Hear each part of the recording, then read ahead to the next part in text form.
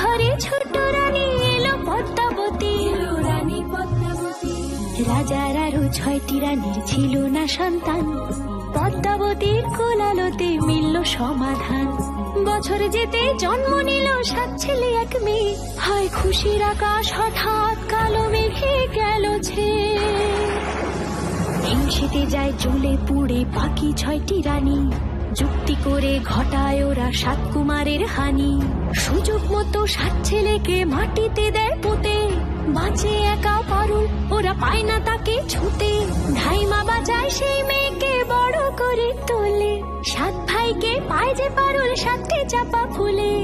এত কিছুর পরেও রাজার বিপদ যে কাটে না, সূর্য নগরে সুখের সূর্য আর ওঠে না।